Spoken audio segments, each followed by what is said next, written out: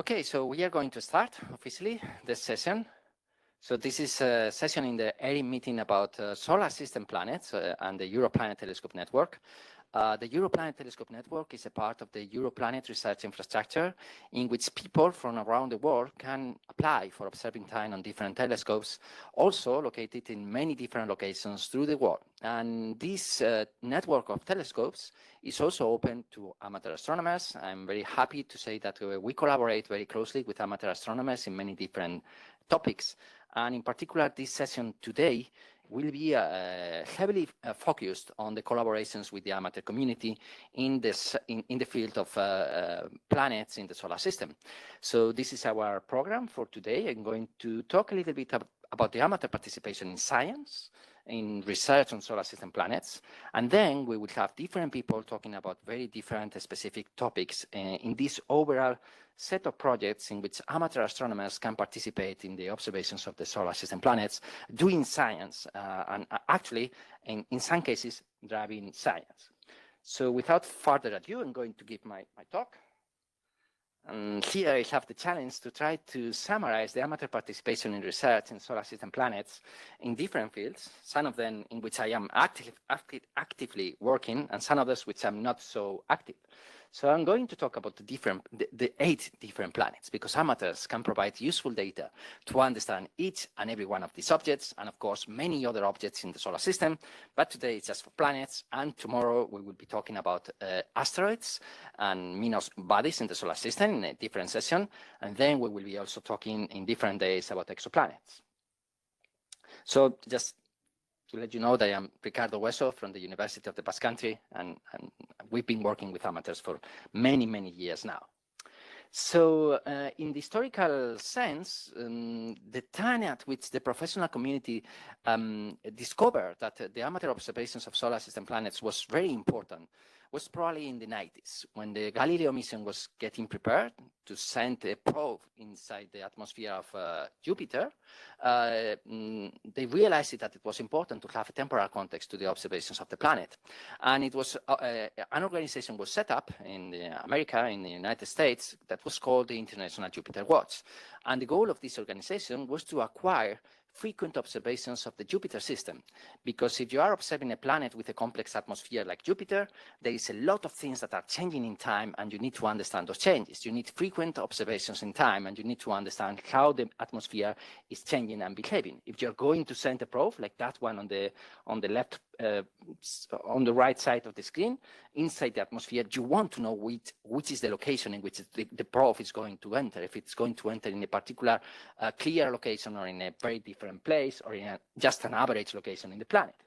And at that time, it was realized that the amateur contribution to these observations could be very, very important. So this started at that time. In the 90s, there were a lot of observations for the planets done by amateur astronomers. At that time, most of these observations were based on drawings of the details on the atmospheres, and those drawings were actually examined by professional scientists. I remember many, many years ago, when I was starting my PhD, the first week of my work at my PhD, I was looking at drawings made by a particularly famous amateur astronomer from Japan, Isao Miyazaki, that was making fantastic drawings of Jupiter every single week. And there were books like this, The Giant Planet Jupiter by John Rogers, who is an amateur astronomer very well known in the community, that was summarizing all of the different behavior of the atmosphere of the planet. And you can see that a few years later, people that now have become very famous, like Damien Pitt, who is an amateur astronomer in the UK, famous by this extreme quality of his observations of the different planets, was starting to make observations of the different planets. And you have there one of those observations from the early 20s. I think this observation comes from 23 years ago. And the fundamental motivation to start those observations, those regular observations of the planet from the point of view of the science, was to understand the behavior of the atmosphere at the time of the Galileo probe entering the atmosphere. So the time has passed by, and since the 90s, we have done a lot of different progress. There were imaging instruments that started to be available to the amateur community, the first CCDs. Then something important came. The webcams started to be affordable. Webcams were able to obtain videos. And some people decided that webcams that were used for telecoms at the time could be used to get images of the planets, installing them in the eye view of the telescope. And they started to produce fantastic observations of the different planets, like this one or these ones.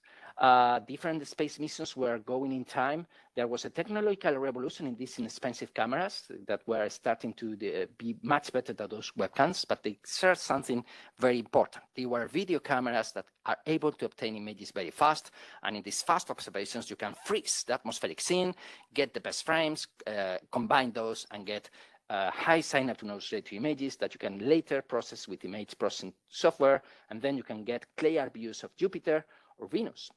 There were attempts to collaborate with the Venus Express mission with amateurs. Those at that time were not very successful because the quality of the observations was not so good at the time, but they were starting to show a lot of potential. And then in time, something very, very important happened just in 2016 when the Juno mission arrived to Jupiter. Again, a Jupiter mission. This mission has a camera that is called JunoCam. It's a high spatial resolution camera that is able to obtain images of the planet with 10 kilometers per pixel resolution. And you cannot make a full image of planet at that spatial resolution because Jupiter is a giant planet. It's huge, 11 times bigger than the Earth. So the way that the Juno mission wanted to use those images was to produce a citizen science project, very ambitious, in which people from the community would observe those images, would analyze those observations, and amateur astronomers would provide the context for those observations. And you will see a specific talk about this by John Rogers from the amateur community that has been working tirelessly with a lot of effort over many different years in these collaborations with the NASA Juno mission. If we look in time, another important step was the Cassini mission. The Cassini mission was a very successful one. It was a very long one that arrived to Saturn in 2004. It ended in 2017. And in the time frame of those observations, the quality of the cameras and equipment that were used by amateur astronomers were improving in time. And you can see here observations from the 2002 to 2016 obtained by the same amateur astronomer, Damien Pitts, as he was getting better and better in his craft, doing great spatial resolution images of the different planets, and also doing observations with different cameras. And actually, you can see a lot of different things happening here in the atmosphere. And the secret in these collaborations is that amateur astronomers can observe the planets much more frequently than even a spacecraft that is flying around the planet, like the Cassini mission, which is a very complex orbit that is looking at different targets and is not always looking at the planet. And if something big like this giant storm happens, you can be sure that amateurs are going to take a lot of observations of that. And years after Cassini ended, there were different storms happening in the atmosphere that were observed by amateurs, allowing to do a lot of fantastic science.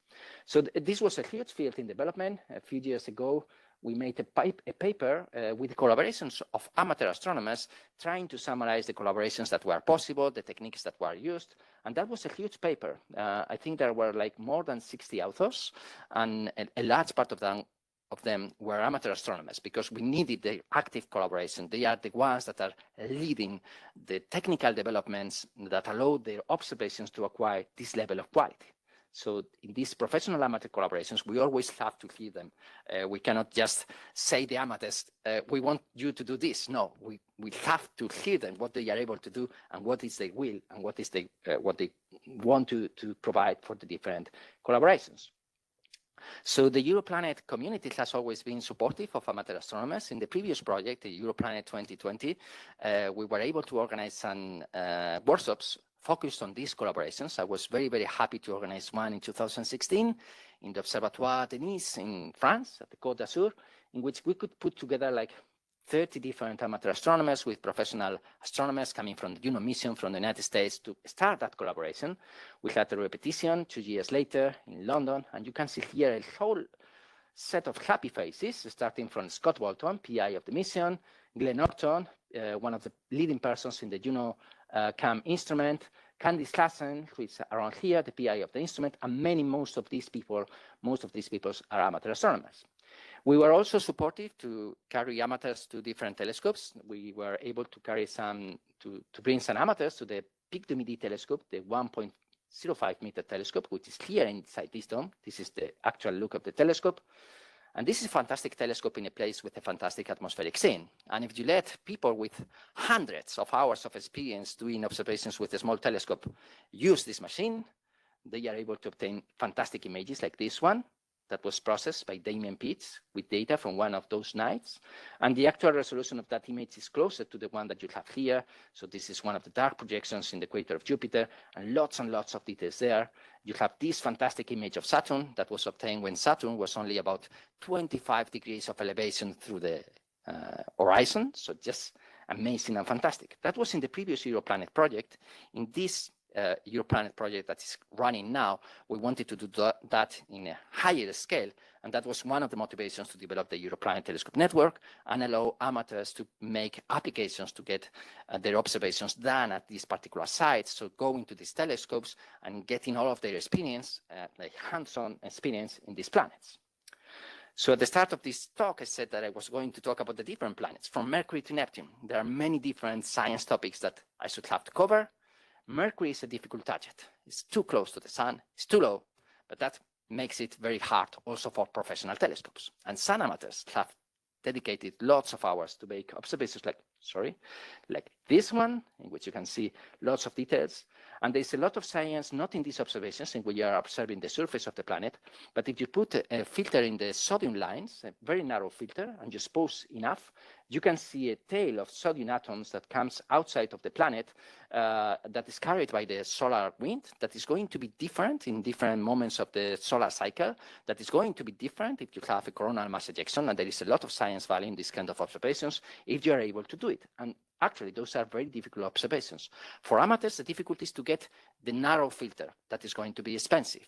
For professional telescopes is to have a telescope that is able to observe very close to the sun for enough time and to have the right equipment to make those observations. And actually, I haven't been able to find scientific publications with this kind of data, but it's something that is going to happen in the near future. In Venus, there are many other applications, because in spite that during the Venus Express there were not many collaborations with the amateurs, the cameras have improved, the knowledge in the scientific community about these collaborations have improved too, and since the times of the Akatsuki mission, a mission from the Japanese Space Agency, JAXA, we've been able to collaborate with amateurs and these space missions. There are here a couple of publications, scientific publications from the time of the Akatsuki orbit insertion and more current observations of Venus. And Itziar Garate here will give a specific talk about collaborations on Venus. And you can see that if you have images of this quality obtained from the ground, and you can get enough of these observations with enough time frequency, you are going to be able to do a lot of science in terms of studying the atmosphere. You can also observe the surface, which is quite challenging in Venus. You have to observe at very particular 1 micron filters that are sensitive to the thermal radiation of the lower part of the atmosphere from the surface, that are photons that are escaping through the atmosphere, through the clouds and the massive atmosphere of Venus. And actually, this is something that can be done with amateur equipment. It requires a lot of effort and it requires a lot of experience. This is not the average observer that is able to do this kind of observation, but people are getting more and more experience in the amateur community, and more people are able to get these kind of observations. Then there is Mars. Mars, the red planet with so many spacecraft orbiting around it. Probably you could expect that there is no scientific motivations for amateurs to observe Mars because there are so many spacecraft getting data very close from the planet. And it's not true, because the observations from the ground can produce observations that no spacecraft can observe. In the year 2012, there was something strange happening in Mars, in the upper atmosphere here, that was observable for tens of days, that had not been observed previously, a kind of high atmosphere structure illuminating this particular site, linked to the topography that was now it's understood probably as a space weather effect in the upper atmosphere, and that was observed from amateurs. And the analysis was a paper that was published in Nature, and it was based entirely 100% on the amateur observations that had been obtained by many different observers all through the world of those particular days in which that phenomenon was observable. And then, of course, Mars is a planet that has complex meteorology that is known by the large dust storms that can cover the surface. If you are close to the planet, you observe a small part of the planet. If you want to study the cycle of one of these storms, you need observations from the ground resolved in time. And you can see here some fantastic observations of Mars and its latest large dust storm in 2018, observations from Australia, observations in which you can see this dust features moving through Valley Marineris in a complex way with a spatial resolution that is enough to understand those motions and see how the storm started at a particular location and then it developed through the different sides of the planet until it covered completely the planet. And then you can relate these observations from the ground, from the Earth, to observations from the spacecraft and to observations obtained from the Mars rovers that are taking data from the meteorology of the planet. And those were very interesting publications too. Jupiter is the jewel on these professional and amateur collaborations because Jupiter is observed by most of the amateur astronomers and many discoveries have been done by amateur astronomers. Here you see a cover in Nature that was produced studying some giant storms that appear here. You can see them here in these infrared observations. In this cover, you don't see amateur observations. This is Hubble, this is IRTF, but the research in this particular paper started after amateurs discovered the start of these convective storms. There are impacts in Jupiter that have been observed by amateur astronomers. Of course, the very large collaborations with the Juno mission currently going on, very strong. And the way this collaboration works is that you can get one of these fantastic observations, like this one of the great spot that is being agitated by an interaction with some particular feature. And you can observe in amateur observations, you can observe features that are moving and that are interacting with the red spot. And actually, you have a good view of the dynamics here. And you can compare these fantastic observations with these ones and study the time development of the features that you are observing here. Another example would be this giant storm in Jupiter observed by the Juno instrument that was discovered by Clyde, one of our later speakers, that observed it on the 31st of May, 2020. And actually, this histogram is showing the number of observations that we analyze it from amateur astronomers per week to understand the type development of this complex storm that started as a bright source of brightness, and it developed into something quite complex that is still going on in the atmosphere of Jupiter years after. I have to say that Jupiter was observed last year by the James Webb Space Telescope. There is a paper which I cannot detail here that has been submitted, in which we have fantastic observations of the planet like this one with the James Webb. And in that paper, we used the WinJupo software produced by amateur astronomers to analyze the James Webb observations.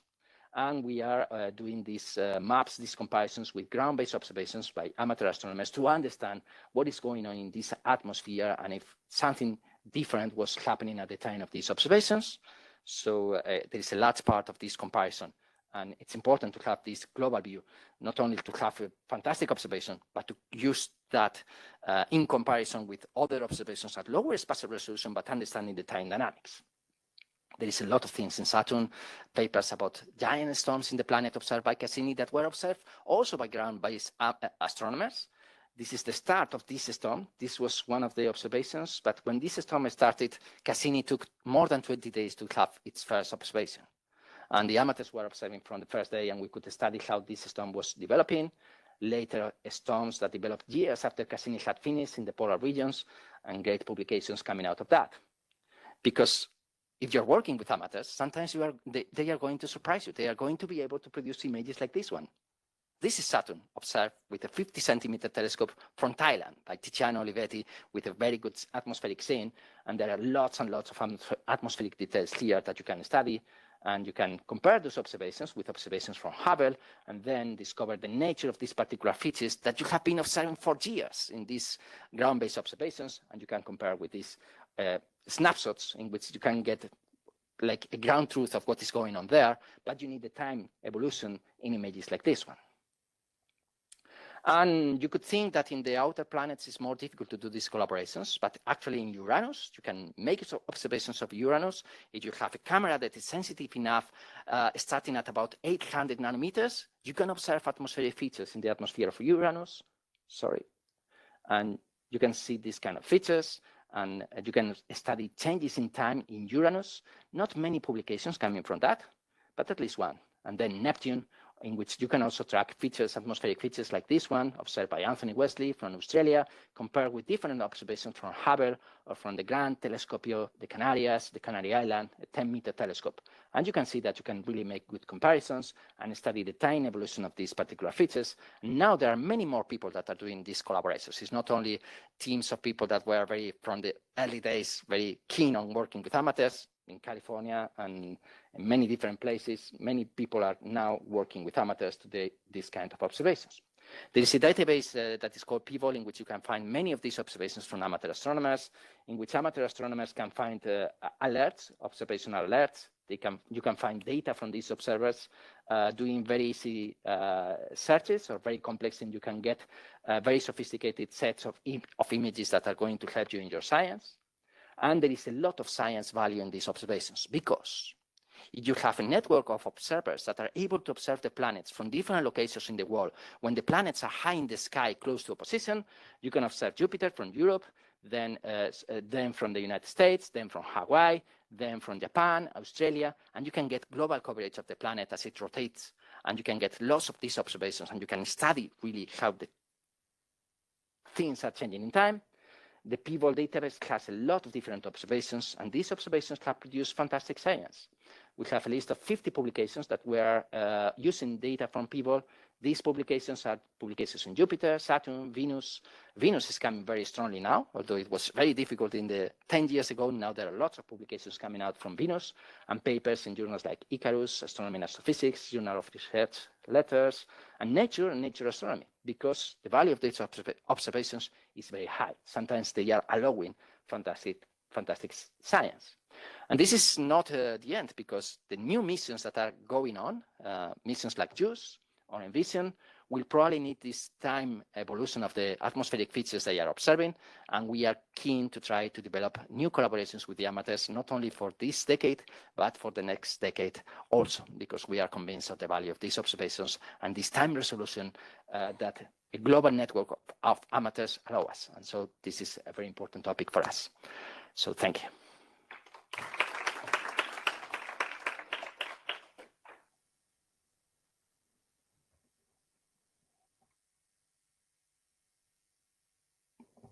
Maybe since we have time for discussion, we can save questions from this talk for the end, because I was too long.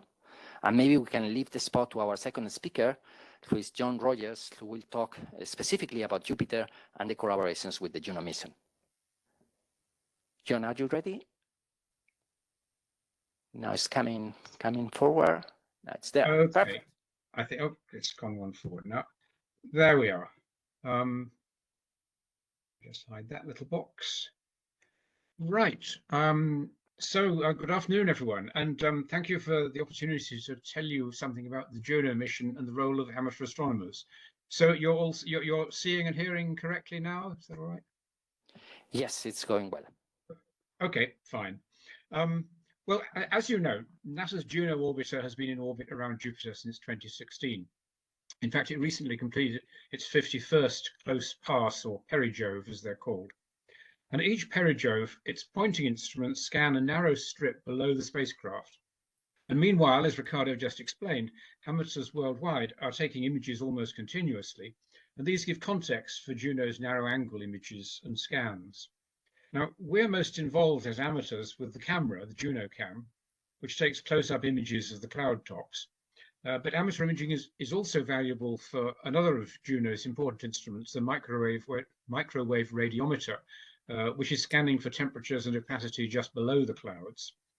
And for both of these instruments, amateur imaging is giving context in the location of the features that Juno images, and context in time, showing how the features have evolved, or how the belts and zones in which you're looking at have evolved, John, and how features have been drifting with time. Excuse me, John. I think we are seeing the same slide from the start. Are you changing from the slides? Yeah.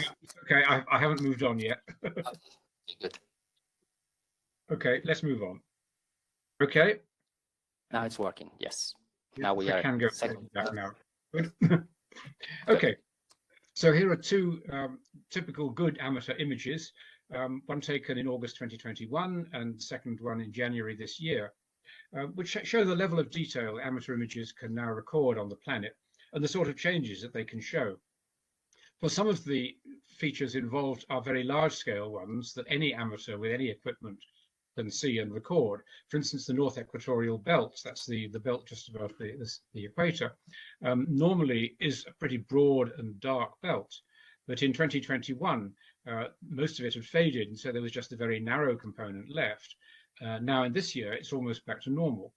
And so amateurs tracked those changes very thoroughly, and also JunoCam tracked them thoroughly because it took close-up images of the NEB on every orbit, and it was fortunate enough to image some of the particular little convective plumes that began to bring about the revival of the belt.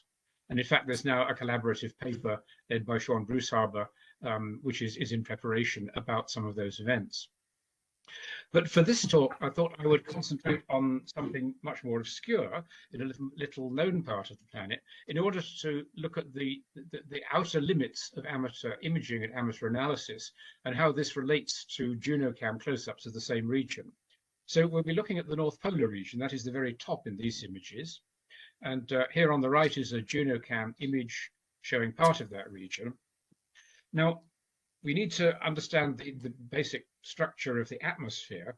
We know from previous spacecraft that all of Jupiter's atmosphere, apart from the very polar regions, is divided into a series of domains separated by eastward flowing jet streams. And those jet streams are indicated by red lines on this image. These are the global mean latitudes of them, but it's pretty hard to see visually where they are unless one has some detailed dynamical information. But in this JunoCam image, you can see where the jet streams are on average and how the domains between them are defined. So we number them going upwards from the temperate regions. So we have the N3, N4, N5, N6 domains going up towards the pole. The other thing you can see in this image is the general texture of the clouds in these regions. So the cloud topography is dominated by these chaotic cyclonic regions called folded filamentary regions, or FFRs.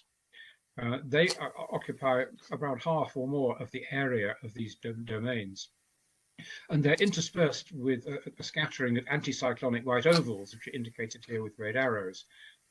So those are the basic dynamical features, but how do they move? What do we know about the actual zonal drift patterns, the eastward-westward drift patterns? From previous spacecraft, we didn't know much apart from the average locations of the jet streams. But amateur images can now actually resolve some features up in those latitudes. Right up here in the very top of this image, you can see some little spots and mottlings, which are actually some of the features that JunoCam is imaging there. And so we can now track those. So from previous spacecraft studies, we have this globally average zonal wind profile. This one is from Cassini, which is a graph wind speed eastward or westward versus latitude.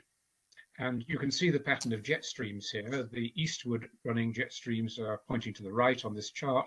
So those divide the domains. Now, in the lower latitude domains, there are also sharp westward pointing jet streams in the middle of each domain. But when you get up to the high latitudes, the zonal wind profile appears to be a bit different. The profile appears to be blunted towards the westward side.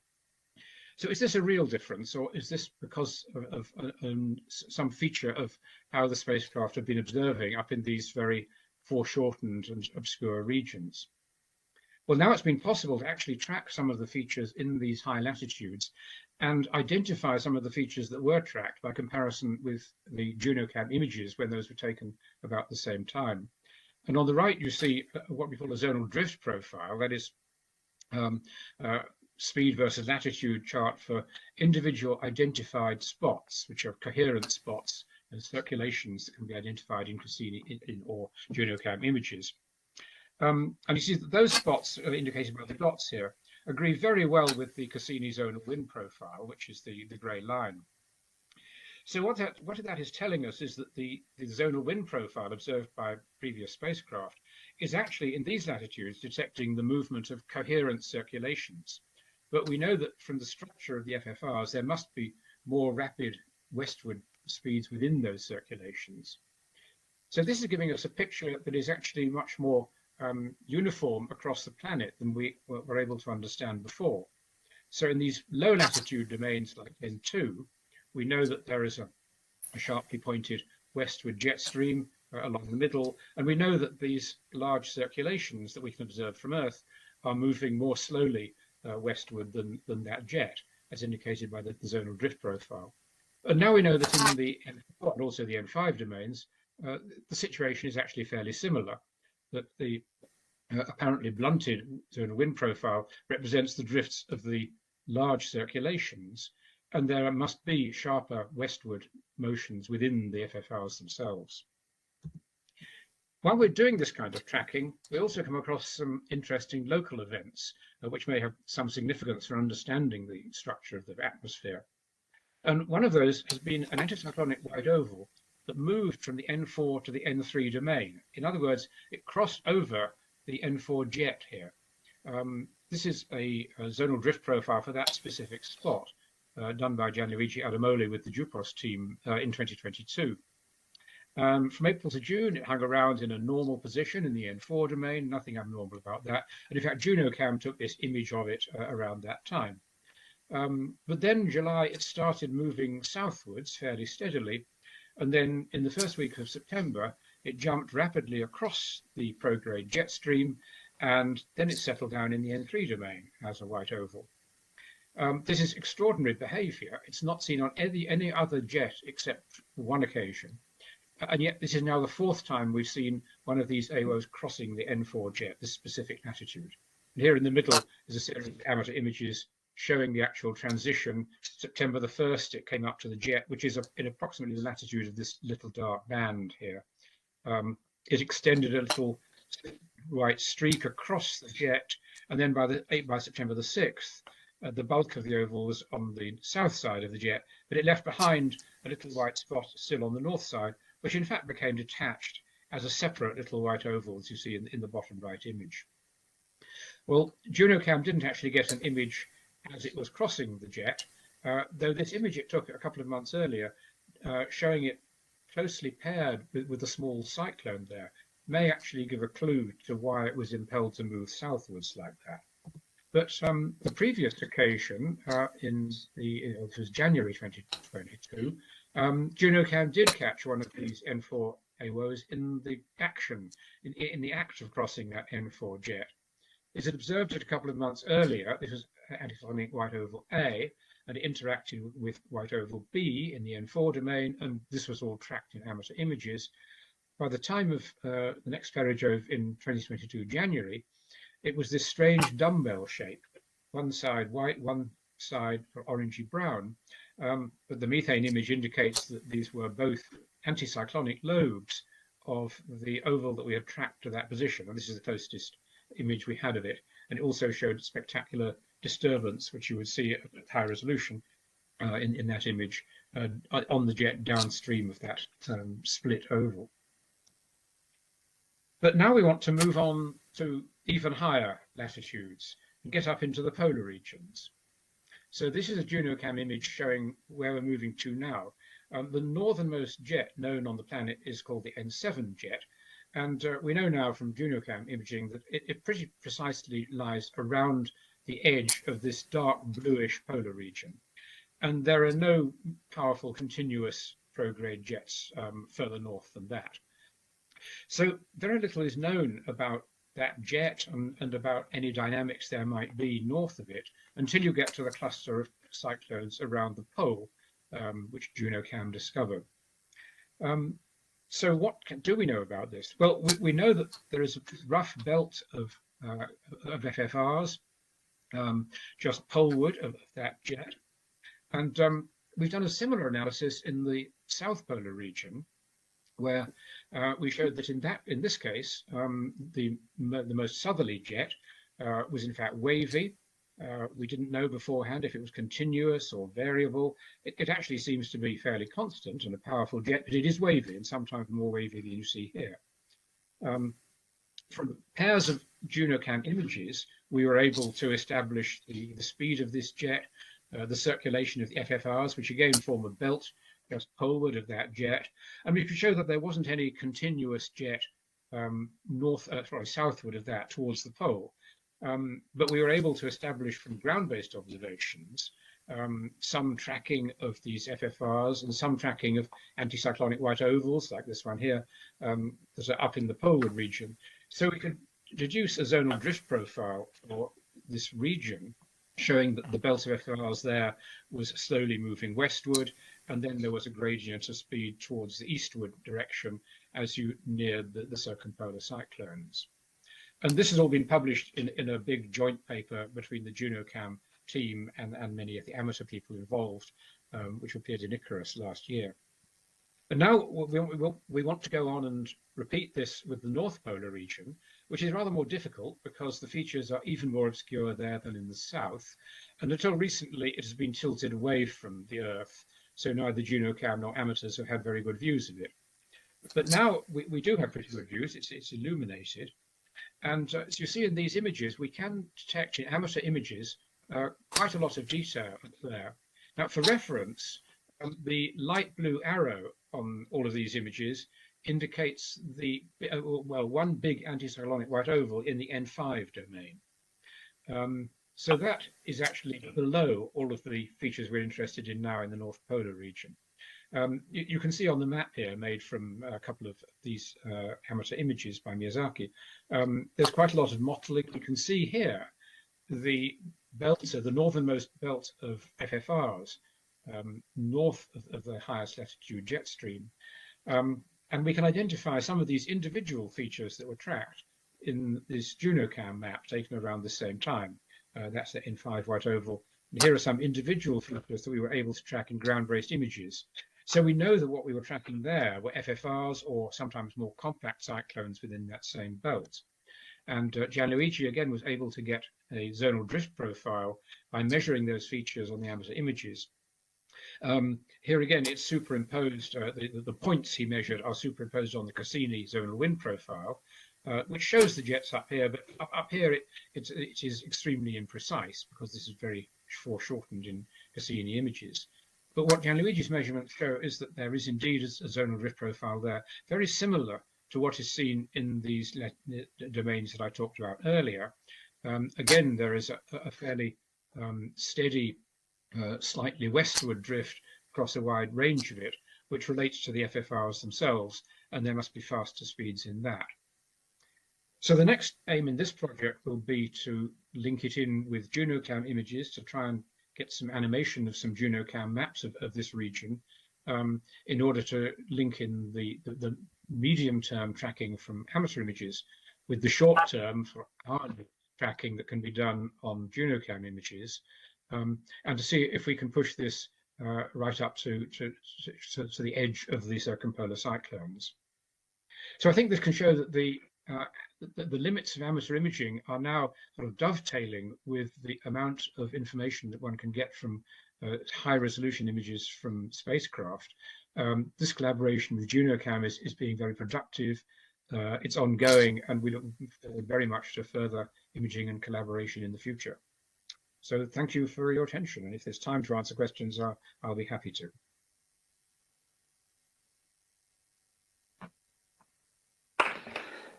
Maybe we'll have time for one or two quick questions here in the audience.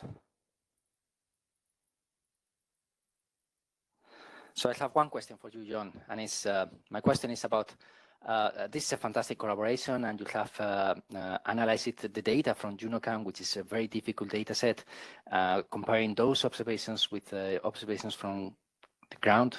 Do you have enough ground-based observations to do these collaborations, or do you need even more? I suppose there are enough to continue looking at the larger scale features, such as the North Equatorial Belt. When it comes to these very small features, they're very difficult to get.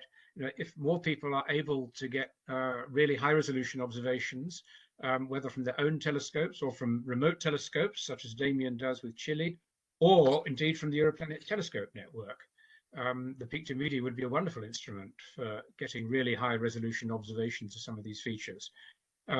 So yes, more really high-resolution observations would be very beneficial. It might be advantageous to do specific campaigns to try and coordinate those high resolution observations, because I've recently been trying to put together some of the maps along with colleague Rob Bullen, covering those features that I was just showing you. And it turns out to be quite difficult because the FFRs can't be recognized up in the polar region after a gap of more than 3 or 4 days. And so one needs a really high cadence of high resolution observations in order to track things. And it's difficult for one observer to do that because you never know about the weather or the seeing. So, yeah. And also, I should say, there are still longitude gaps, as you showed on one of your slides, Ricardo. The amateur observers are concentrated in Europe and the Americas and the Far East with Australia. But there's a big longitude gap over Asia and over the Pacific. So more observers in those regions would be highly welcome. Mm-hmm. And I guess that people in Middle East, they are observing, and in China, but we are not getting their observations. It's difficult to collaborate with them because of cultural reasons and language. But yeah, that's something that we'll have to improve. So thank you, John. Thank you again. Thank you. So our next talk is going to be given by Itziar Garate, who is here in the room. She's going to talk about collaborations with observations of Venus, from collaborations with the space missions, from Akatsuki to Envision.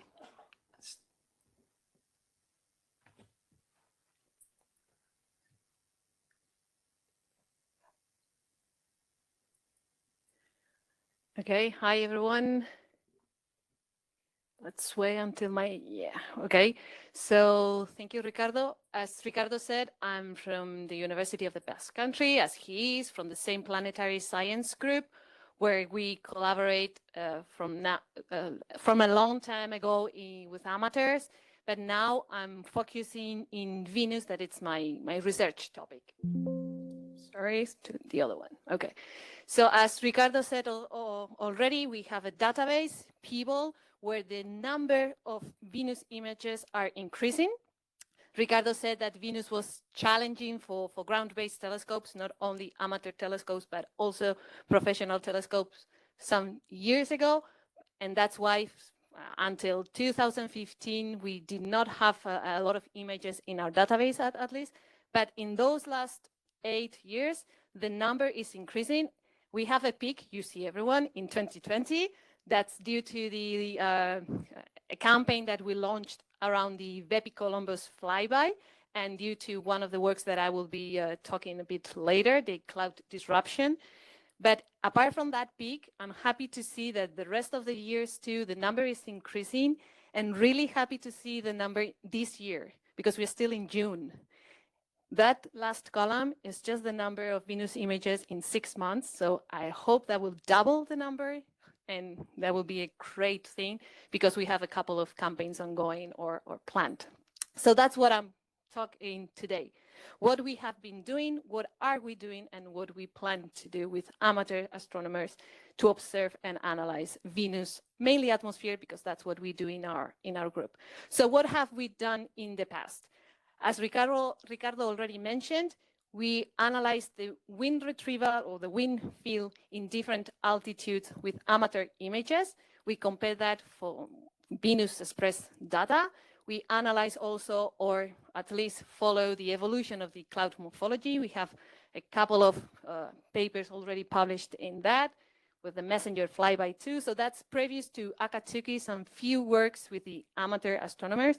But the main campaign, the recent main campaign at least, has been the one related to a cloud structure, what we call the cloud disruption in the lower clouds of Venus, because, well, I don't know if everyone here knows, but Venus is completely covered by clouds, and we have two main layers, what we call the upper cloud layer that is around 60, 70 kilometers high in the atmosphere, and the lower cloud that is 40, 50 kilometers high above the surface. So it's there in the lower cloud layer where in 2016 in Akatsuki images, Javier Peralta, a collaborator of our team, found this disruption, this structure that changes abruptly the contrast that is almost perpendicular to the equatorial plane, and that has been repeating. It's a periodical feature that we have been monitoring thanks to a lot to the amateur community. So in 2020, that's part of the peak in the images of Venus 2, we launched a campaign with 13 amateur astronomers, or at least 13 responded to our call to monitor and follow this feature. This is the all the table with the filters and telescope specifications that the amateurs used, but I only want to show you the extension, the number of rows in the table, just to see that they were really active. They were observing Venus for 5 months, 13 amateur astronomers from 9 different countries. It was a huge coordination work, a coordination that was led by an amateur astronomer, Emmanuel Kardassis from Greece, and he was also the one to sign or to lead the paper where those all observations were published. All the amateur astronomers were co-authors also, of course, but he was the lead author in that paper published in 2022 in the Atmosphere Journal. They were able, of course, to observe this cloud disruption, not in the lower cloud where it was found or discovered, but a bit higher, because this wave in the atmosphere can propagate outwards. So using near-infrared wavelengths, near-infrared filters, amateur observed this feature in the base of the upper cloud, and they were able to measure the wind, the speed of this feature, and compare it with profiles or data coming from Akatsuki. This feature is a bit faster than the clouds around it, but it's slower than the cloud top, because maybe you know that in the cloud top, we have a phenomenon called superrotation in Venus. The atmosphere, the clouds at 70 kilometers altitude go 60 times faster than the surface. So this cloud disruption, it's moving slower than that cloud top, but it's because it's in different altitude. But comparing with clouds surrounding it in the same altitude, the cloud disruption is moving a bit faster. And the amateur were able to measure that in their data, in their observations for more than once. They also analyzed the angle, because it's not always perpendicular to the equatorial plane. It can form an angle, and the rotation period, of course. So they were able not only to observe, but also to obtain some measurements, interesting measurements during those 5 years in 2020. But even later, because we just published another paper, this time led by Javier Peralta, professional amateur, with data coming from the year 2022, using professional telescopes or missions like Akatsuki, IRTF in Hawaii, but also again, amateur astronomers' images. In this paper is the first time where we are seeing this cloud disruption, or at least some of the consequences that this cloud disruption can have high in the atmosphere, in the cloud top. So apparently, if the conditions are good enough, it can propagate even higher to the altitude where this superrotation is coming. And we think that that could be contributing to this phenomena that only happens in Venus and in some lower measure in Titan's atmosphere. So that's what we have been doing the last years. Of course, we will continue monitoring and analyzing these features, this cloud disruption, and working with amateur astronomers. But what we are planning for the future? Well, as you know, the European Space Agency has selected the Envision mission that will fly to Venus in a couple of years, in 2031. After a long orbit insertion phase and aerobraking phase, it will start, hopefully, science in 2035, more or less. So we have more than, well, we have more or less a decade, or a bit more than a decade. And as you may know, this Envision mission will analyze Venus from the interior, from the subsurface to the atmosphere, but it will be focused more in the surface than in the atmosphere. So even if we will continue analyzing the atmosphere, if we will continue collaborating with amateur astronomers to observe the atmosphere, we are also interested in collaborating with them to observe the surface. Ricardo already told you and showed you that we have few amateurs, really good amateurs, that using 1 micron filter start to observe the surface from the ground, from the Earth, I mean, the surface of Venus a couple of years ago. we have a group of astronomers, amateur astronomers, that are working in preparing, optimizing, and adapting their telescopes and their cameras to observe the surface of Venus, the night side surface of Venus from the Earth, and they are getting really, really close. So we think that for the time that Envision starts doing that science, we will be able not only to follow the cloud top, the ultraviolet structures, or the base of the upper cloud in the near infrared, but also these surface features with amateur astronomers. Why is this important? Again, Ricardo already told us, Envision will have a really low orbit. We will fly really close to the surface of Venus, so it will have a very good, very large spatial resolution to analyze small scale features, but we will need context images, and that's where amateur astronomers can contribute. This is a series of images taken from the UK, from Tom Williams a few weeks ago, and they are fabulous. They remember me. The one that already Ricardo already showed, the one taken from the Pic du Midi, from the telescope, 1 meter of diameter.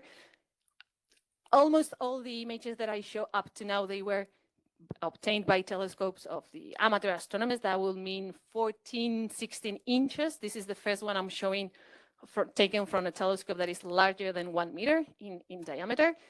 But it was taken 6 years ago in a workshop, in a pro-am workshop. So imagine how can this guy or other marvelous amateur astronomers that can do this image with their telescopes, what they could do today in a 1 meter telescope like Pic du Midi or the one in Calar Alto. The plan was to show you an image, not just to say, imagine what they can do. We tried to image Venus a couple of weeks ago from the 1.2 meter telescope in Calar Alto, but the weather was really, really bad, and I don't have that image, so sorry, you have to imagine. But maybe if some of those amateur astronomers will use those telescopes that are in the Europlanet Telescope network, we have more than 9 that are larger than 1 meter, we could have those perfect images and really, really interesting science to do with them.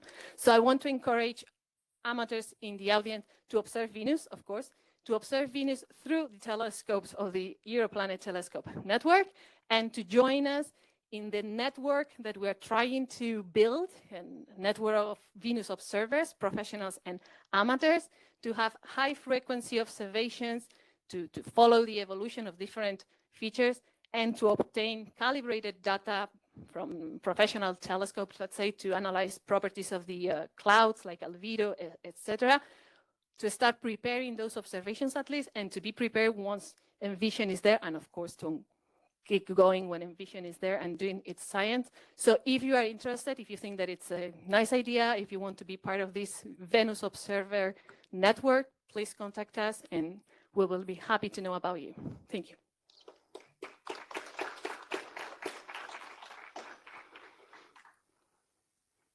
Questions or comments?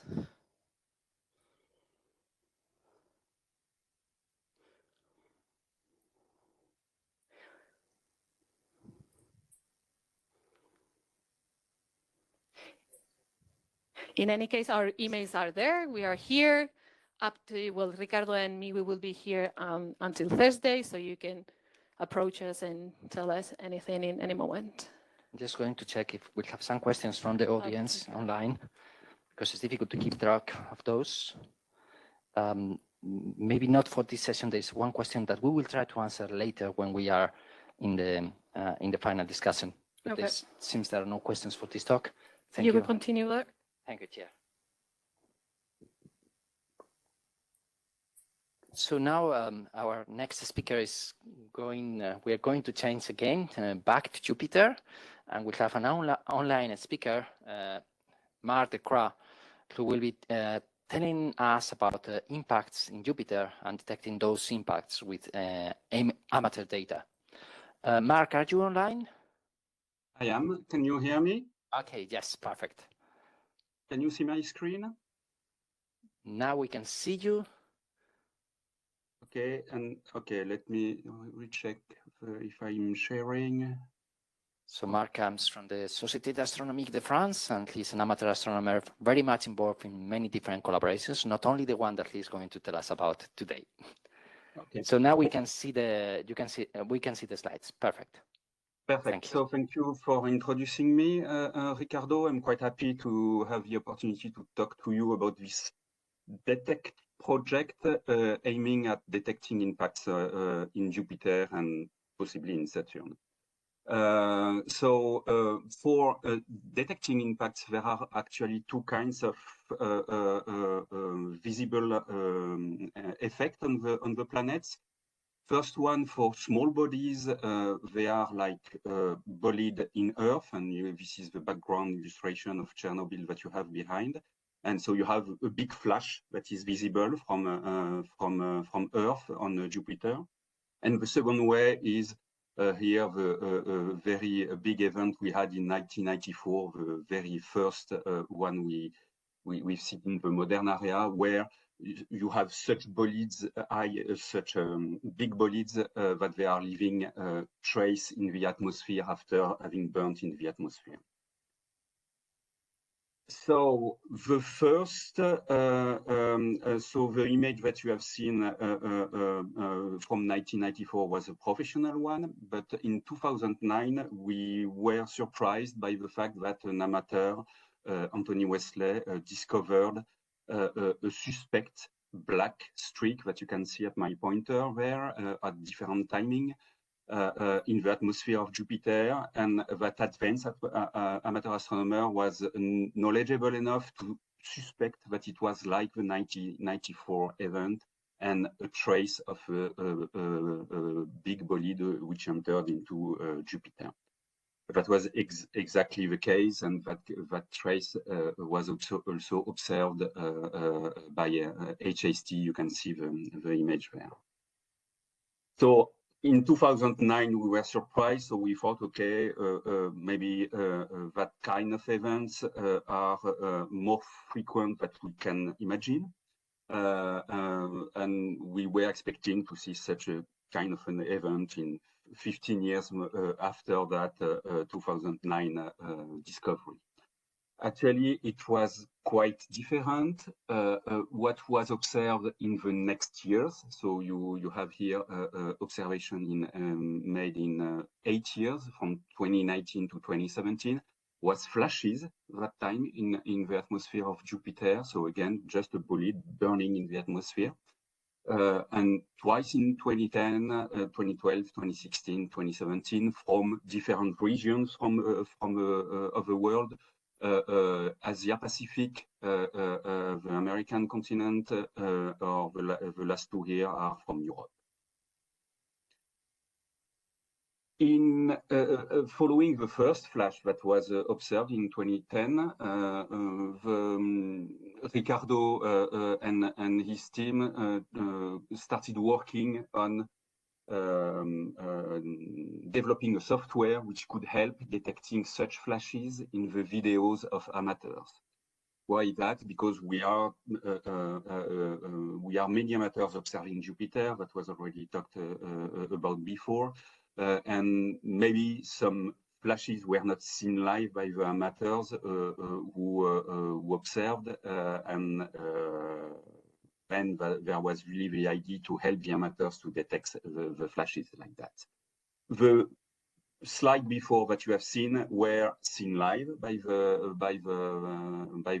some amateurs, but nonetheless, more and more users started using the software from Ricardo, which I took over and which was improved really to do more things, and also to be able to help us to estimate the impact frequency just by not only collecting flashes which were detected, but also analysis which proved negative, meaning that there was no flashes detected.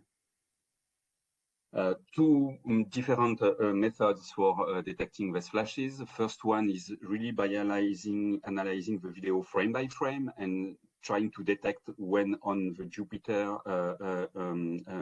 surface we could see image, we could see a temporary brightening of some point.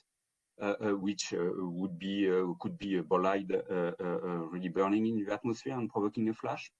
And the second one, so it's really algorithmic, and the second one was a bit more simple, but trying to generate a detection image by just adding all of the maximum value of pixels in a video and removing it from the average pixel in a video to try to show clearly what we call a detection image. So here you have really a flash that is faintly visible here, but in the detection image, it's really more visible. And what we ask the amateur is really to check this detection image, which is generated by the software. It also logs a lot of information, which can help afterwards to understand the quality of the video which was processed, but also to estimate the frequency by logging the data, the exact dates of the observations which were analyzed. And in the years starting 2019, we really had a great success with the software, because we had in 2019 from US the first discovery by DETECT of a flash. So the American amateur who observed Jupiter that night had in his processing routing the fact of imaging and in the morning just launching DETECT to try to see there is a flash which was detecting, and processing his image to produce a nice image, of course. And he had the surprise to see that a flash was detected by DETECT. So it means he missed it live, but DETECT really helped him to detect that first flash. In 2021, there was a flash which was observed from Europe by many observers, also in South America, in Brazil, and amateurs were not sure what they did see live. So I was really first in discussion with the one from Brazil. And he ran DETECT on it, show something suspect, and contacted me, and we could confirm that what he had seen live and was really not sure that it was a flash was actually a real flash. So here DETECT helped, even if it was not the source of the detection. Then 2 years after, in 2021, in October, an amateur from Taiwan, from Japan, amateurs observed also a flash, and one from Taiwan as well. And same thing for the amateur from Taiwan. He could confirm the flash with DETECT. He was not so sure about what he observed, but DETECT really proved him that it was a flash. And last but not least, that amateur had the good idea of going through all of his old videos, and he discovered that in a previous video, which was shot on August 2020, there was actually a flash that he missed totally, and his video was just sleeping on a hard drive, and using DETECT afterwards, it could detect that flash as well. So many data, many flashes. Here you have statistics about how many days of observations, full days of observation, were provided to me for processing and for the analysis. And you see clearly starting a peak in 2019, 2020, 2021 with the 2 flashes that we had, and so on. And we also got a prize for this project. So it's really a lot of observation. For 2022, it's not finished. Some amateurs are still processing their old videos, but it's quite, for 2021, for example, it's more than 2 months, day and night of worth of observation. So it's really a very good coverage, which is done. Some figures, I won't go through all of them, but just maybe to signal that we have many participants, 185 participants from 21 countries, that the videos that I got was from more than 3,000, 15,000 videos. So it's quite a lot. And we have data, the project has been running from 10 years.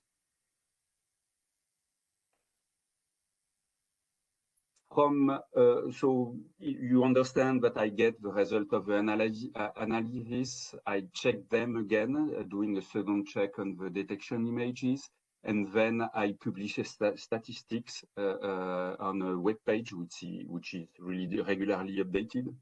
And you see there what it looks like. We have everyone which is contributing, which is listed there by order of the number of days of observations which were provided. And this is both for Jupiter and Saturn. And this helps then again to estimate the number of impacts per year. And the estimation out of all of the analysis I got is currently that we are around between 18 and 19 impacts per year on Jupiter, which should happen. This is interesting to cross-check that result with professional work. So you see there something which has been published in a professional paper and resulting here in the blue square about what should be the frequency of impact per year. And here you have the result of DETECT, which is not right at the center for sure, but it's fitting the professional work, which was based on other data or other estimations, let's say. Last thing that we can have from this is not only impact frequency estimation, but with the data of the flash itself, with a light curve. A professional can work and estimate the size of the body, the impact angle, different things. And for the size of the bodies, I wanted just to show you that kind of comparison. So the 94 event, you had bodies around kilometer-sized diameters. For 2009, the trace discovered by Anthony Westlake was more like 500 meters, between 500 meters and 1 kilometer. And for all of the others, it's much smaller. You have many small ones. Let's say everything is is estimated to be between 5 and 16 meter diameter, and actually the last one which were discovered are rather the larger ones. And last slide from me, I wanted really to thank the huge number of participants we have for these projects, all amateurs, sometimes amateur observing in professional facilities like the 1 meter telescope from Pic du Midi, or even sometimes professional. But it's really a huge community that I have a pleasure to work with. And without all of these dedicated amateurs who are spending their time not only on imaging, processing their images, but also analyzing them with the software, we can really get a very good scientific result. I'm really quite happy to enable this with all of these participants. And of course, everyone can join. You do not need to do high resolution images to participate. A flash can be also easily seen on some medium to low resolution images. Thank you. Well, this is my last slide. So I don't know if you have any question before we go to the last presentation. Thank you very much, Mark. That's been a very good talk. Any questions here in the audience? There's one question there in the back. Okay. Actually, I have a question to all the presenters. Mark just triggered that because I saw that in the last slides, some hint on that. I wonder about how do you, well, how the astronomers share their data, or how do you collect that data? Where are these? What are those collections? How do you communicate at the data level? We have a couple of amateur databases, like the French Astronomical Society has one, the British Astronomical Society has one, but maybe I can hand over to you, Ricardo, because for me the main database is clearly the one that you are maintaining. So maybe you can explain it a bit more. So thanks to the Europlanet project, the previous one, we developed a database that is called PVOL, the Planetary Virtual Observatory and Laboratory. And if you look for that acronym in the internet, you are going to find a database that you can search and you can find thousands and thousands of images. For the case of impacts, it's a little bit different because Mark actually receives all of the different files from the observers, not the videos, because that would be hundreds of terabytes. It would be impossible. But he receives the results of the software. The software detects, analyzes the videos, and then produces small text files that are analyzed by Mark later, and sun detection images that Mark and sometimes me, we used to look at, because we also get false alerts. Every year there are a number of false alerts that have to be discarded before saying another impact. So there's a lot of hidden work on that, and Mark is the person that is doing all of that hidden work for the most part. And then there are many other databases. There is the ALPO, database from the Association of Lunar and Planetary Observers, and that is the biggest one, but it's more amateur. It's more difficult to look at the data when you are doing big searches. So it's every single different field has its different characteristics, and if you are inside the field, it's very easy to find the data. If you're outside, sometimes it's a little bit more challenged, but I would say PVOL is the easiest one to locate and to work with from the professional side.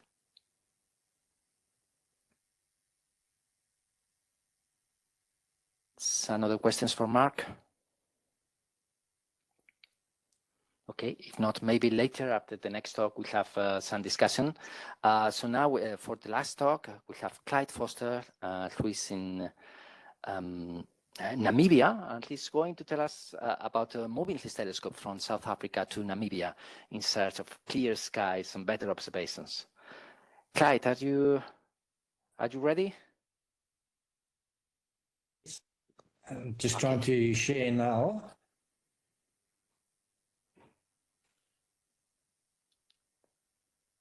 So there it is. If you can go to full mode, to presentation mode.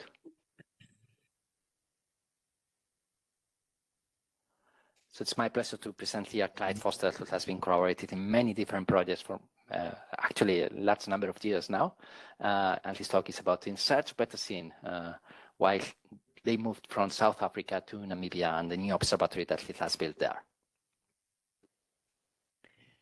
Ricardo, thank you very much and for the invitation to talk this afternoon. It really is a pleasure. The talk is going to be a little bit more relaxed, I think, than the more technical talks previously, but I hope that by sharing my personal experience and my personal journey into planetary imaging and pro-am collaboration, that you will find it somewhat interesting. So after a lifetime of interest in astronomy, 2014 became a real game changer for me when I invested in the C14 telescope.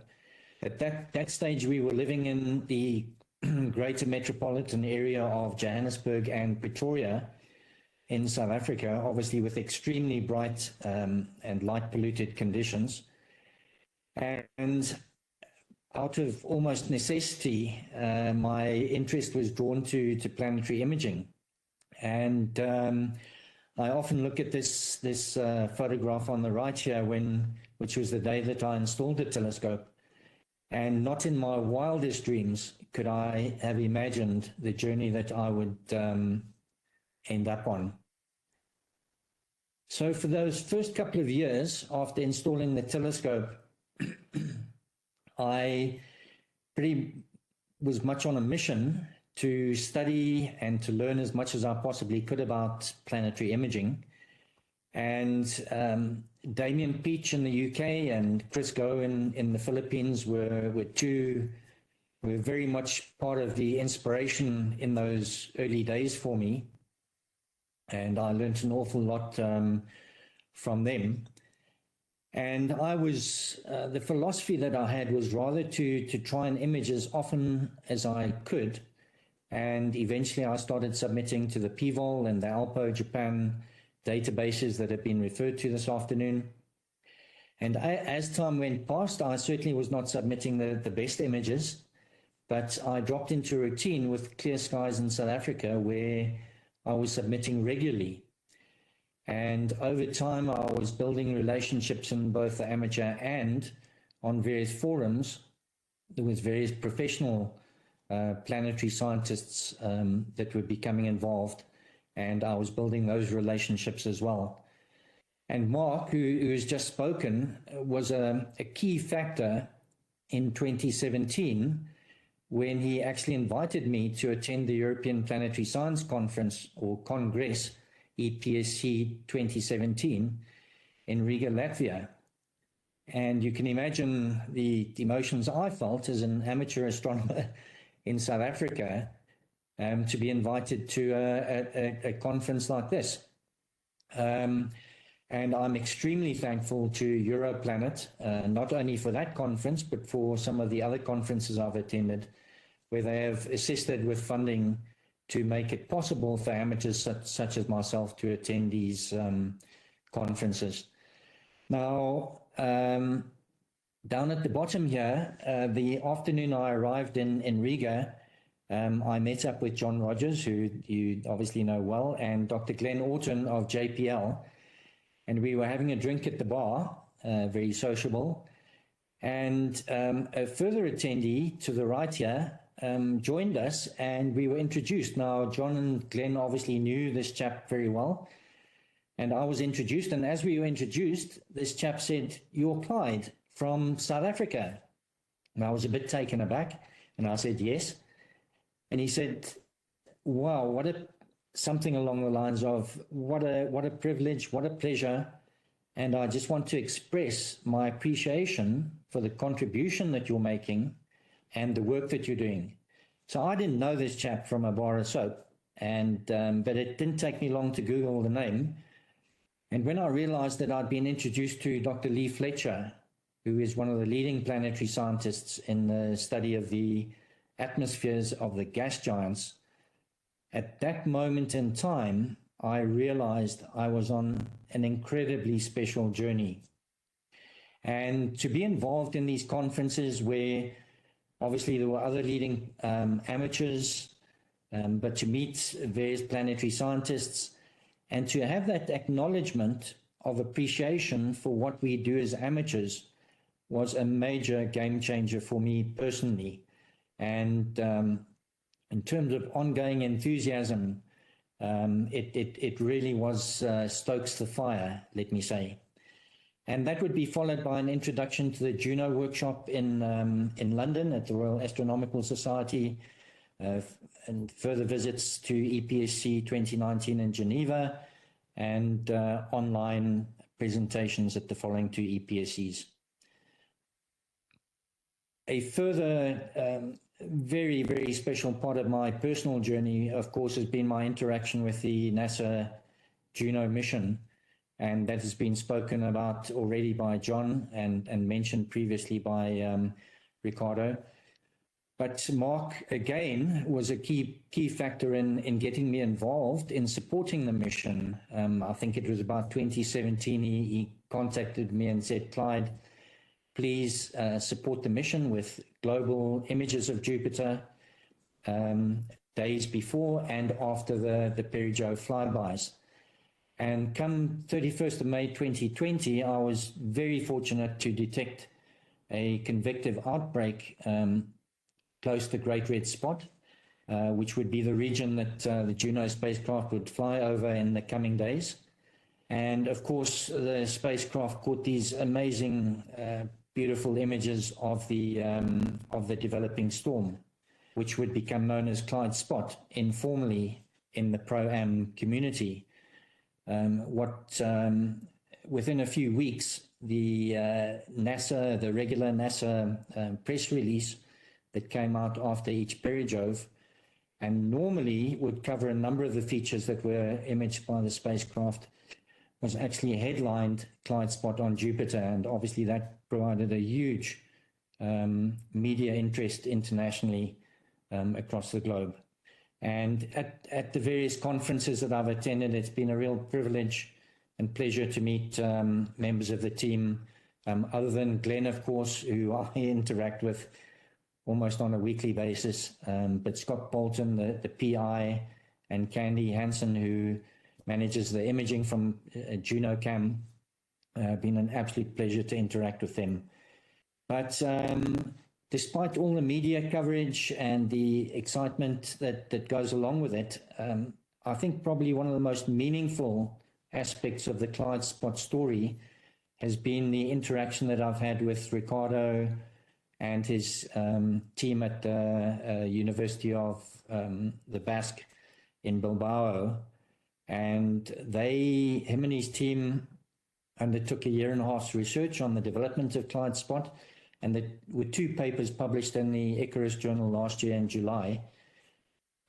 And what was particularly rewarding and pleasing for me was that the term Clyde spot was extensively kept. I was concerned that it would maybe be taken out during the peer review process, but it was retained.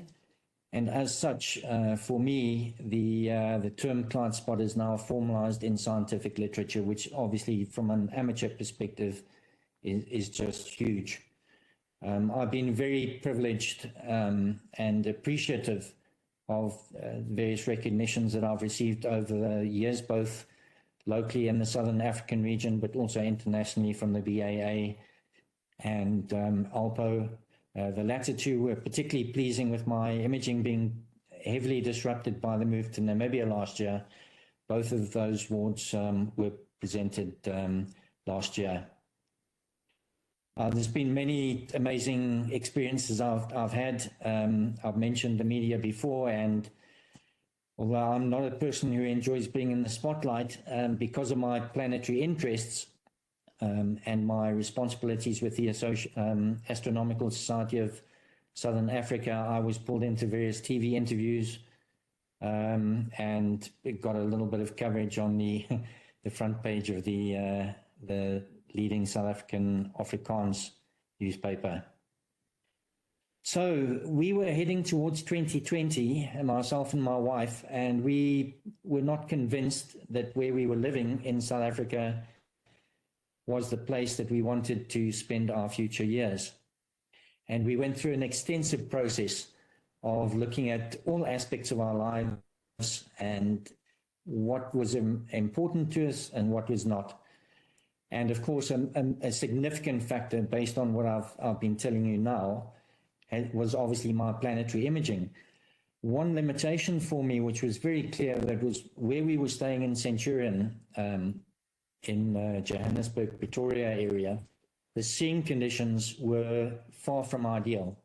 And my average conditions were, I was not particularly happy, to the extent that I could never consider upgrading my telescope facilities at that point. It would just not be worth it. So I'd actually had discussions with Damien Peach back in 2016, amazingly enough. And with all the work that he's done, I asked him about the best places in Southern Africa. And he threw at me Namibia, and specifically the Gamsberg region, which had been looked at as a major possibility for the European observatories in competition to the Chile high-altitude desert environment.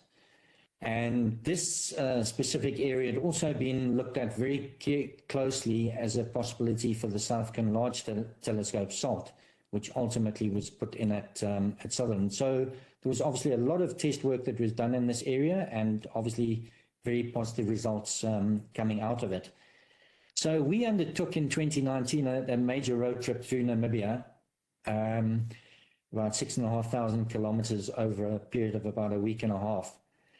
And during that period, I introduced myself to the people at HAKOS Astro Farm, which is at the base of the Gamsberg Mountain on the inland plateau, and which is also home to the German amateur observatory, international observatory, where they have facilities up to 0.5, 0.8 meter telescopes. And during that trip, we basically fell in love with Namibia, and I was hoping for opportunities maybe to look at the Gamsberg region. So it took about a year before we were introduced to one of the farmers in the area who owns 2 farms, totaling a total of about 24,000 hectares.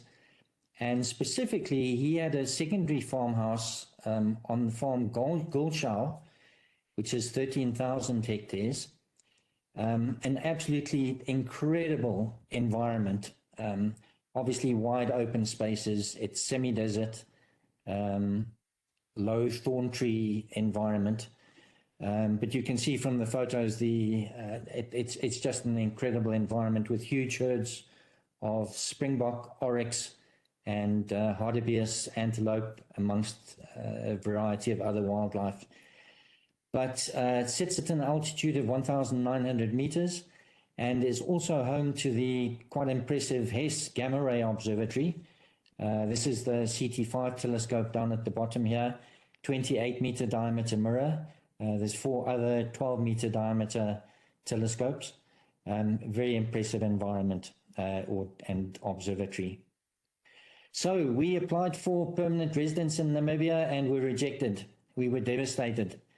We had to spend 6 months redoing the application and fulfilling some new requirements, and we were delighted last June to receive our acknowledgement of permanent residence.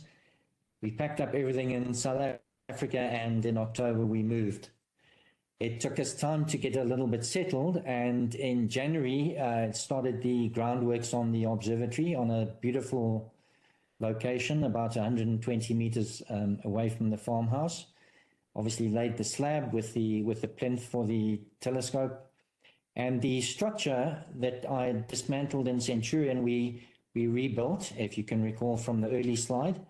One modification that I did do was to add additional sheeting for 2 reasons. Firstly, there's significant wind on occasion, so I wanted that for additional protection, and also to provide a double wall system, which may help with temperature management.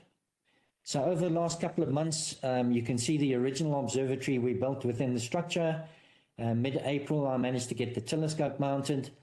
And the second significant improvement that I did was I wanted to add on a new operations or control room, which has just been completed over the last couple of weeks. I'm still busy with the electrics, but the observatory is just about 100% complete. I had first light in April with this image of Saturn, which is obviously still far from opposition, and I had a couple of weeks initially of very, very nice seeing before we had quite a severe jet stream band come over, which lasted about 2.5 weeks, and obviously wasn't particularly good. That has now passed over the last few days. And I was also able to catch, I believe, what was the first image of Jupiter after the reappearance after solar conjunction. Again, these are not particularly good images, but you can appreciate that Jupiter was low in the east in sunlight conditions, and obviously around the other side of the solar system. So we are still to some extent getting settled now, but I'm extremely positive about the way forward. Obviously, I will maintain my interest and primary interest in planetary imaging, but we are living in an amazing environment. I'm building relationships. I did a talk at the Namibia Scientific Society about 2 weeks back, but I have become a member of the International Observatory at Hakos.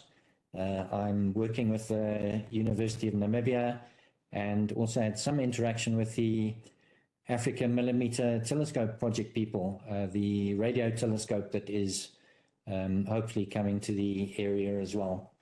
So I hope that gives you a little bit of background to my personal journey into Pro-Am collaboration, and just touching on a few, very few of the experiences. There have been many, many more. And yeah, I hope that gives you an idea of the experiences that I've had, which I'm very appreciative of. Thanks, Ricardo.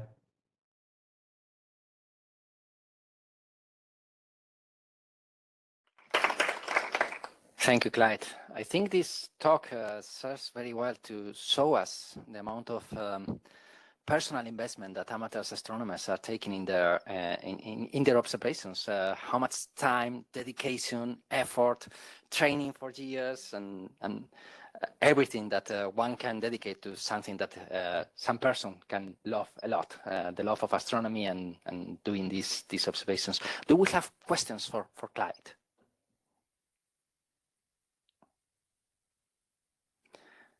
Okay, if not, we have some time for some discussion. We're a little bit behind the schedule, but if we can stay like maybe 10 minutes, maybe we can go to some more general questions and some of the discussion that was previously online.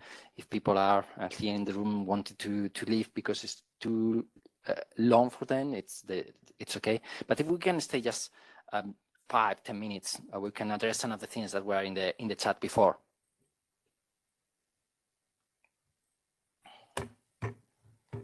So,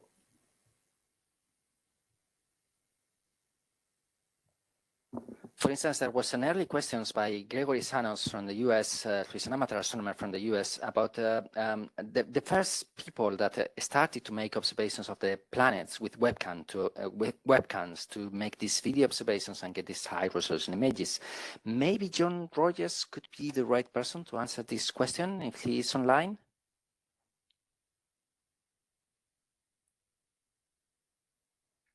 John? Yep. Okay. At least yes, here I am. Okay, sorry, what was the question again? So there was a question by Gregory Sanos about the revolution of when everyone started to use webcams to image the planets in the early 2000s. So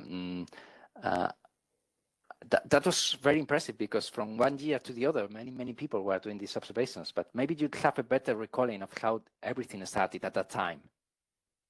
I'm afraid I don't remember who actually started the process. You know, who really invented it. I mean, the big transition was made by a guy in Belgium called Cor Berreroets, who invented the Registax software.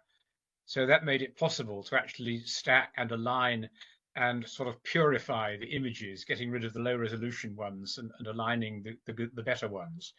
But what led up to that, I'm afraid I don't know anything of the details of that. Certainly, it was a major step forward.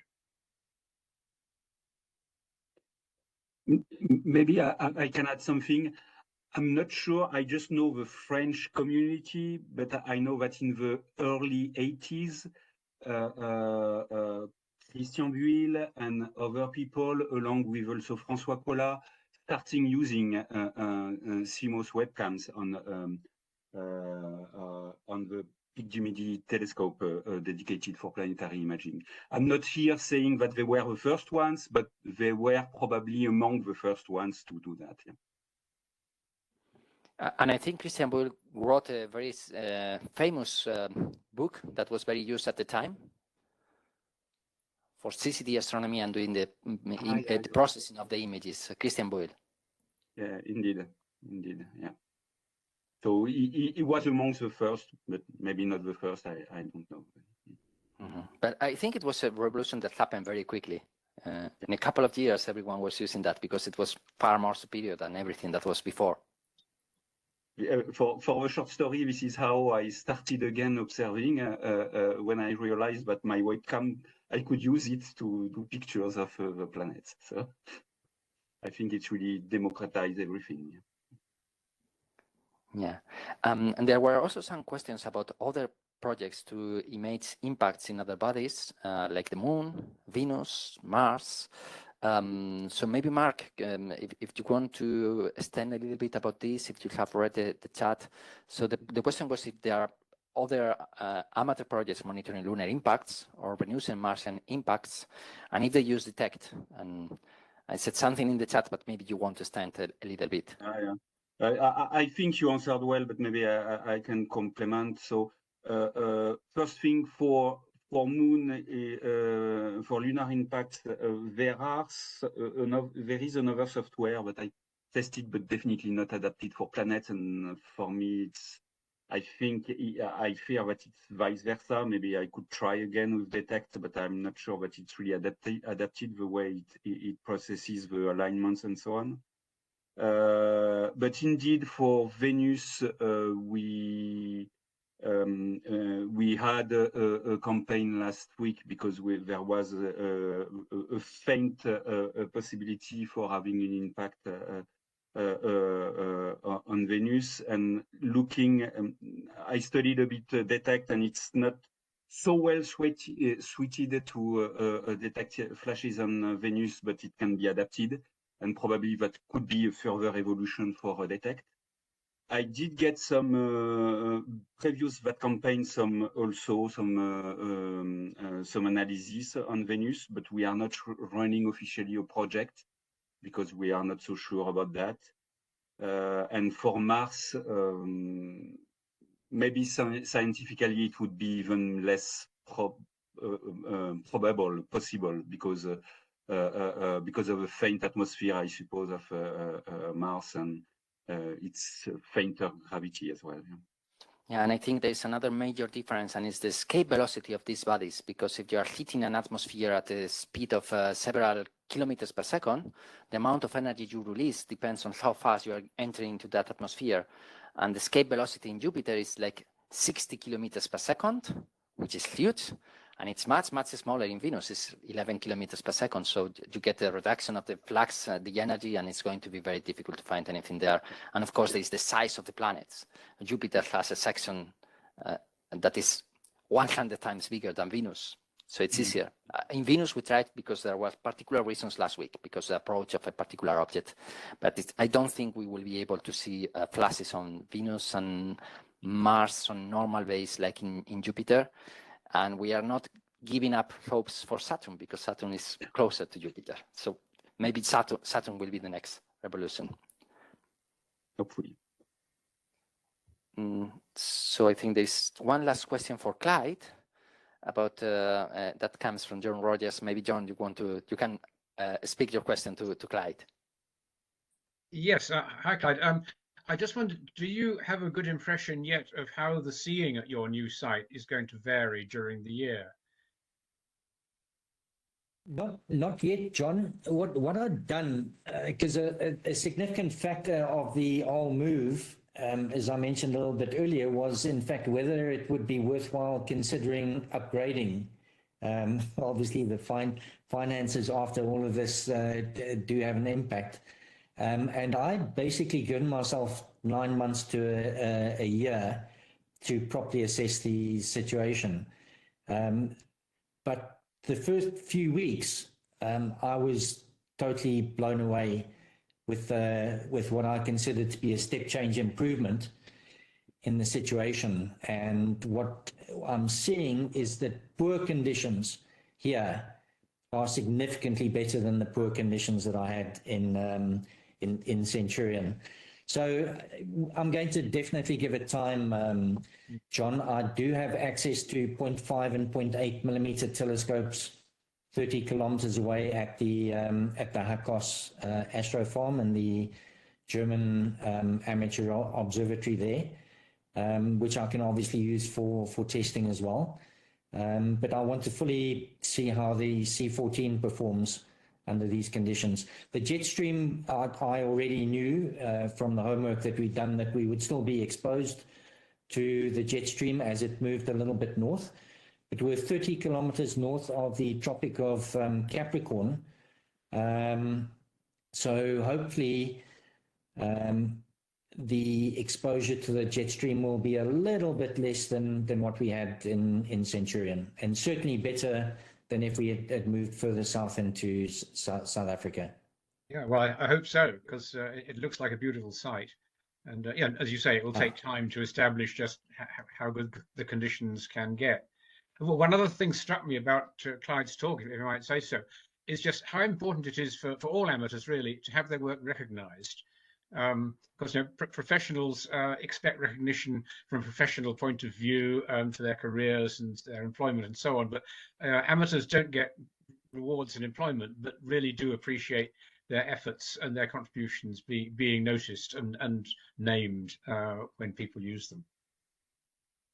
I can maybe make two comments there, John, to that is that, yeah, I don't want to mislead people. The move to Namibia was not only for my astronomical interests, although they had obviously a significant impact. It was just as crucial that Marina, my wife, was going to be happy moving into this environment. She grew up on a farm in South Africa, and we obviously spent a huge amount of time discussing the pros and cons of everything.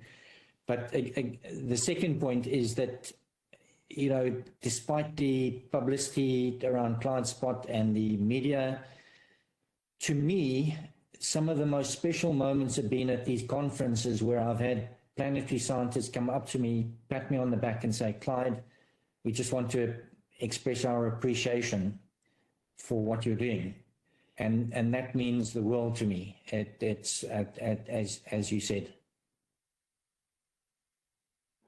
So I think that we are very, very happy to have collaborators like Clyde, John, Mark, and many, many others that are collaborating in so many different projects, because they give us the data that is essential for doing our research. It's not only about pretty pictures. It's not only about a spectacular image of a particular phenomenon. It's the base of a lot of science that many people are doing, not only our team, people in the United States working at the JPL with space missions, people at the University of Leicester, people in France, all around the world, also in Japan. So it's very important to keep these collaborations active and to give the visibility to the people that are really doing these observations. People like Clyde, that is able to move from one country to another, and if he moves from one country to another, he's going to move this telescope and this observatory with all of the effort that implies. So it's really impressive. We are deeply honored to have collaborators like you, Clyde, and everyone that is doing these fantastic observations that are really the base of a lot of work for us, and countless hours spent by Mark, the Crown, their analysis, his analysis of the impacts, things that we would not possibly do in the professional world because we are not funded for that, or we don't have the time. So it's really very good. And I just want to say thank you here publicly in this ERIM meeting and in the next future occasions. Thank you, everyone. Thank you. Thank you, Ricardo.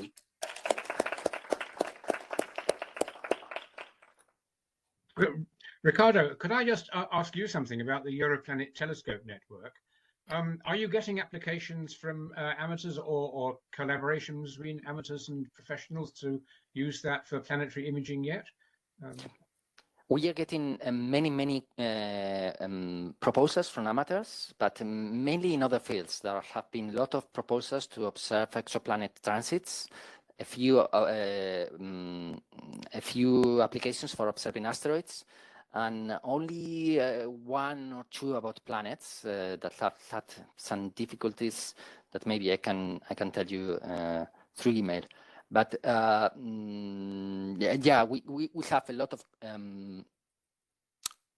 of applications from the amateur side, and many of those, the vast majority of those, have been funded in the past. Most of them. Only a few of them have been rejected, but many of these amateur proposals are very good, and they are asking for observing in telescopes that are not so expensive or not too large. So many of these applications have been funded, and we want to do more things, and we want to do workshops with amateurs, bringing them to observatories like we did in 2017, and we have done in other places in Spain. So we want to organize more of this, and the only risk is that the project is going to finish in about 1 year from now, and we have to secure funds for the future to keep active this collaboration in the telescope side. But we are fighting to get extra funds to do this and keep these collaborations. Yes.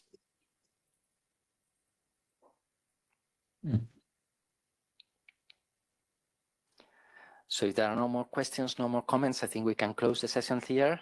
And thank you, everyone, especially the people that have been online through the difficulties of the system. Thank you for giving your talks, and thank you all of the public in the audience here, live and here on site, and also live on WebEx. Thank you, everyone. Thank you very much, Ricardo.